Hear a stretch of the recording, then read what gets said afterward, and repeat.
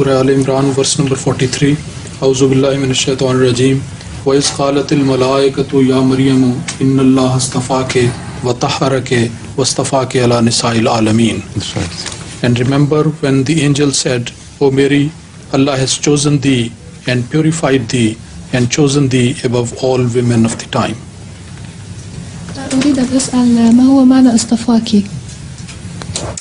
Istafake, Istafaki. like it, the same word is used in relation to so many other people, like prophets of God, whom Allah istafa. This means He made him or her His own. He preferred a person to make him His own. That is the scenario created by the word istifa. And it is in this connection that the word istifa is mentioned here. But I thought you would ask the question slightly different from what you have. I thought you would inquire about Al-Alameen. Is Mary the most excellent in all the world, of all the people? What about Hazrat Fatima radhiyallahu ta'ala anha? What about Hazrat Khadija? And so on and so forth. So I thought this is a question you were going to ask. And you took me completely in a different direction. She had to ask this question. But She asked presently, me. she asked you. Yes, I could. I'm going to ask them. Answer this much, translate this much, then we'll come to the question later. See, when you speak about Alameen, it has to be determined in relation to which people and which time you are speaking about Al-Alameen. And in fact, what is the meaning of Al-Alameen anyway? According to the Arabic grammatic rules, Al-Alim is the one who knows. And Al-Alam is the thing any alim knows. So from the vantage point of Al-Alam can become smaller or bigger. An amoeba is also an alim. A small worm is also an alim. But what he knows is so small surrounding him that his alam, which his knowledge creates, is so small, so insignificant. So also the flying birds are alim. They see things far beyond the people, the animals which walk on the ground see. But yet their alim is limited. They don't see beyond, say, maximum 50 miles or more or less. So that's about the breadth of their vision. So their alam becomes very small in relation to what they see. But the human alam went on expanding. At the time of Israel, Bani Israel, their alam was only limited to the areas, geographical boundaries of their knowledge, no more. Wherever the Israelites existed, the world they had seen physically and heard about, that was all their alam. But it kept on expanding with the growth of knowledge until when Galileo invented for the first time that telescope. That telescope, according to Galileo himself, increased the alam for the people, for mankind, by 100 times. At least. The world of stars and the heavenly bodies seen by naked eyes was too small as compared to what Galileo saw through his telescope.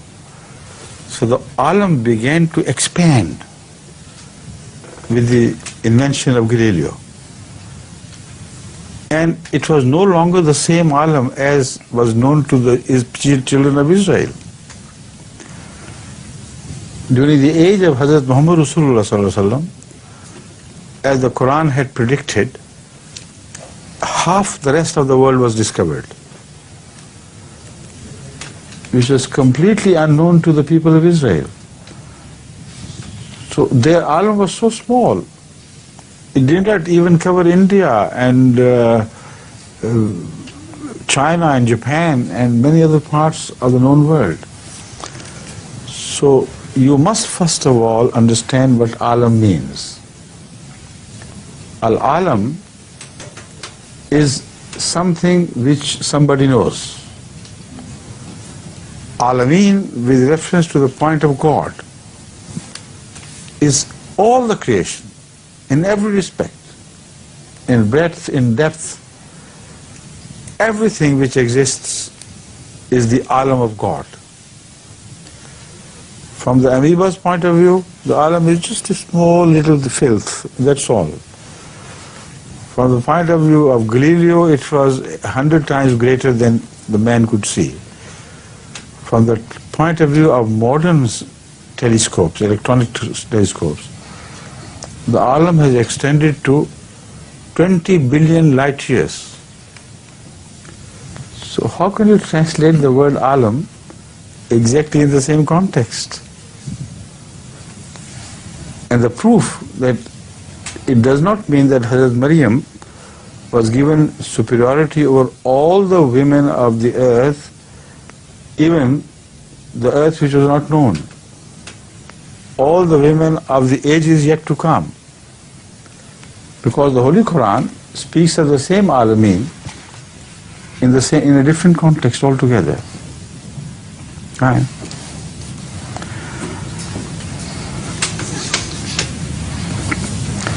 First of all, remember this. أعوذ بالله من الشيطان الرجيم بسم الله الرحمن الرحيم يا بني إسرائيل اذكروا نعمتي التي أنعمت عليكم وأني فضلتكم على العالمين. Why didn't you raise this point? This is far more important than that as Mary. Because if this is exactly the same meaning, as Ahmad sallallahu alayhi wa sallam is made rahmatul lil alameen, then what is the difference between his people and the Jewish people? They were also the very best of all the alameen.